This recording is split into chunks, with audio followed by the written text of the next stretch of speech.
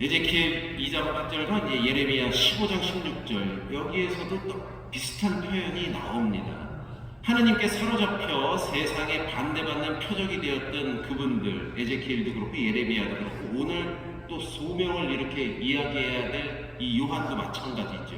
이분들은 예수님처럼 똑같이 그런 비슷한 고난당하고 외면당하는 삶을 살았습니다. 세상은 이미 예수님을 미워하고 있었던 것이죠. 하느님의 말씀은 입에서 꿀같이 달았지만 예레미야 15장 18절 어째 제 고통은 끝이 없고 제 상처는 치유를 마다하고 기포만 갑니까? 이 괴로움을 호소하고 있는 거예요. 이렇게 하소연하는 것처럼 삶을 쓰라리게 하기도 합니다. 어둡고 악한 세상을 향한 예언자의 소명은 이렇게 아프고 쓰디쓴 고통의 연속이라는 말을 린 것이죠. 내 귀가 듣고 내 영혼으로 묵상할 때는 달디단 그 말씀이 복음의 뜻대로 실천하려 하면 쓰라리기 이를 데 없이 힘들 수 있다는 뜻이겠죠. 천사도 그 사실이 안쓰러운지 입에서 달다는 말보다 먼저 배를 쓰리게 할 것이다 라고 알려줍니다. 믿음의 사람들이 당해야 할 각오를 단단히 해줄 필요가 있기 때문에 이런 표현을 천사를 통해서 하지 않았을까. 달디단 그 말씀을 세상에 뿌리내리도록 하는 일이 쓰라리고 아플 수밖에 없는 것은 세상이 쓴 것을 절대 싫어하기 때문이죠. 쓴 거 좋아하는 사람이 어디 있겠어요? 달달하고 달콤하고 편안한 거를 원하죠. 그럼에도 기도하는 하느님의 집이 강도의 소굴로 변해버린 일에 울분을 토하시는 예수님의 곁에는 그분의 말씀을 들으려고 곁을 떠나지 않는 온 백성이 있었습니다. 내 속이 쓰라려도 하느님의 말씀을 기다리는 하느님의 백성을 위해서 우리는 외쳐야 하는 것이죠. 가끔 여러분들이 신앙생활하고 뭔가 봉사를 하고 이럴 때 좀 쓰라린 그런 시간들을 경험하시게 되죠. 아무도 안 되시네. 다행이에요. 하다 보면 막 불편하고 그냥 답답하고 속이 상하고 이럴 때가 있습니다. 이 쓰라린 오늘 말씀 이 묵시록과 에제키엘, 예레미야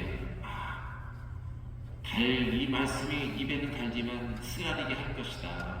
그만큼 어려움도 있다. 각오를 해라 하는 그러한 말씀. 그래서 오히려 우리에게 용기를 주시는 그런 말씀으로 해석할 수 있겠습니다. 그래요. 여기 보니까 이 말미에 그래도 백성들이 이 백성들을 향해서 이 말씀을 좀 쓰라리고 불편하고 힘들지만 그래도 이 백성들을 향해서 하느님의 말씀을 외쳐야 한다.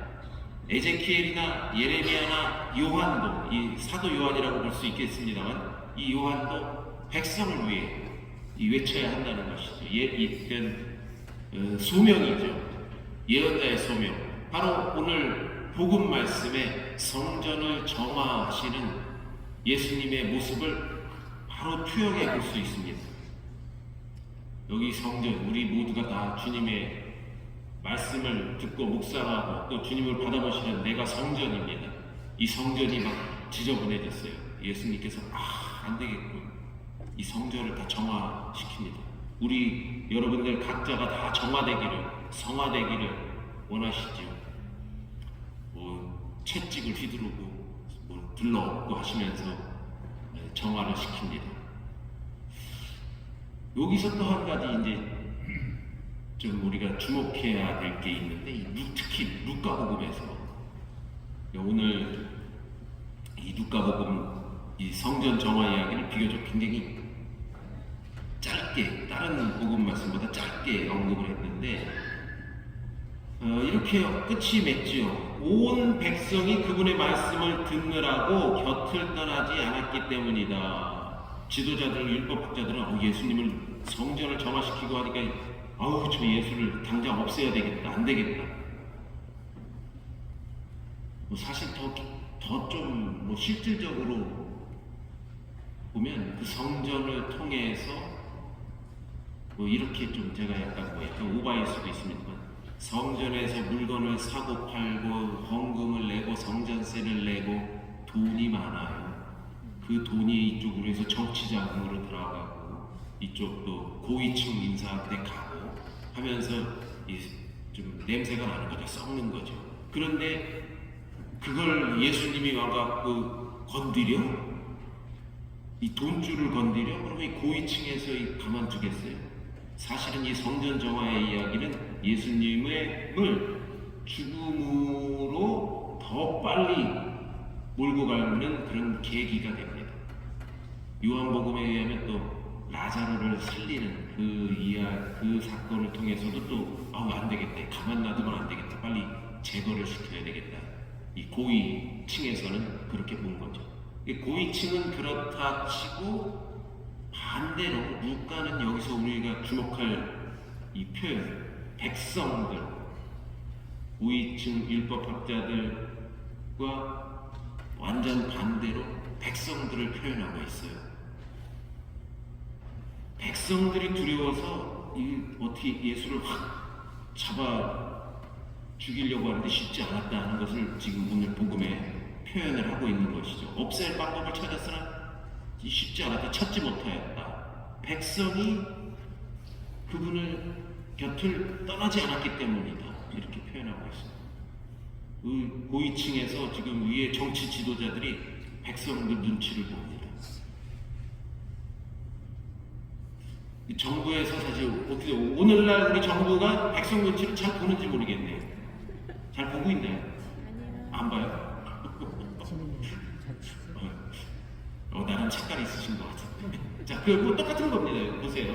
자, 백성들 눈치를 지금 이 고위층에서 보고 있고, 어쨌든 성전을 통해서 많은 자금들이 왔다 갔다 하는데 그거를 들러 엎으셨으니 화가 더 날 거예요.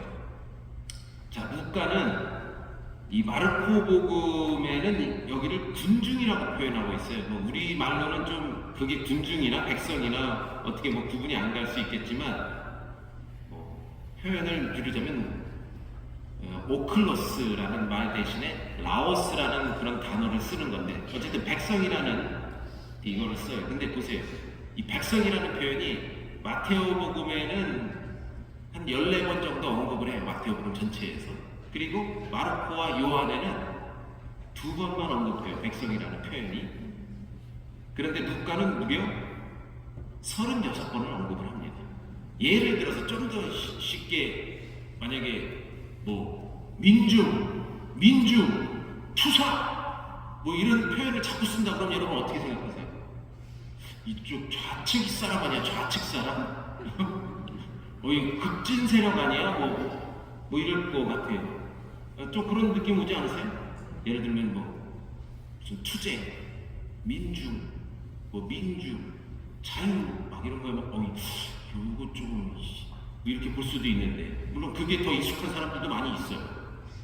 백성이라는 표현을 다른 복음서는 별로 안 쓰는데 루카에는 무려 36번이나 쓴다. 아, 그럴 수도 있겠구나. 루카가 그렇게 쓸 수도 있겠구나. 그런데 그의 두 번째 책이 뭐라고요? 사도행전에 보니까 48번이나 이 백성이라는 표현을 쓰는 거예요. 백성이라는 단어를 루카는 즐겨 쓰는 거죠. 백성을 나름 특별한 시각으로 이 루카는 바라봤다, 이렇게 볼 수 있는 것이죠. 이 말씀을 소화하는 건 여러분 몫인데, 어쨌든 그렇다는 걸 말씀드리면서, 루카에 의하면 유대교 지도자들이 예수님과 사도들을 줄곧 반대하는 것과는 달리 이 백성은 대체로 환영을 합니다. 이 백성들은 예수님을 막 이렇게 하거나 그런 표현이 별로 없어요. 근데 유대 지도자들은 어떻게 하면 이 예수를 잡아채고 꼬투리를 잡을까, 자꾸 그런 표현들을 씁니다. 그러니까 루카는 좀 지도층 이런 사람들을 오히려 좀 이렇게 안 좋게 표현을 많이 하고, 백성들은 아주 좀 더 예수님 편으로 더 표현을 하고 있는 것이죠. 예수님의 순환사에 보면 예수님 순환사에 이 유대 지도자들은 예수님을 죽이려고 합니다. 그런데 왜 못 죽이냐? 백성이 두려워서 그들은 기회를 엿보고 있었다. 뭐 이런 표현들이 19장에 여러 표현이 돼요. 백성은 십자가를 지고 가시는 예수님을 따라갑니다. 아이고, 이거 예수님 어떻게 하라고 따라가? 지도자들은 십자가에 달린 예수님을 비웃습니다. 그런데 백성은 침묵을 지킵니다. 루카복음 23장 35절 집에 가서 한번 읽어보세요. 어떻게 표현하고 있는지. 그 외에도 많이 있어요. 23장 쭉 그런 표현들이 있습니다. 그 죽음에 임하는데 지도자들과 백성의 모습을 대조시켜서 표현하고 있어요. 루카의 어떤 이 사상이 들어가 있는 것이죠. 우리는 다 백성들입니다.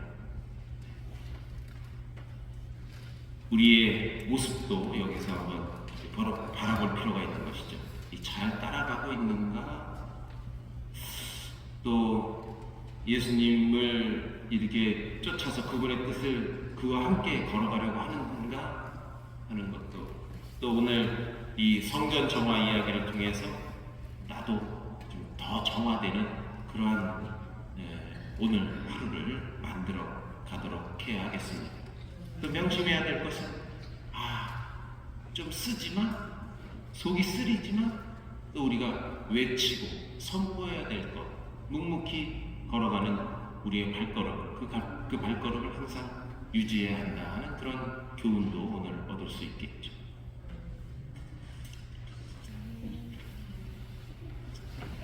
일어서십시오. 네, 사회복지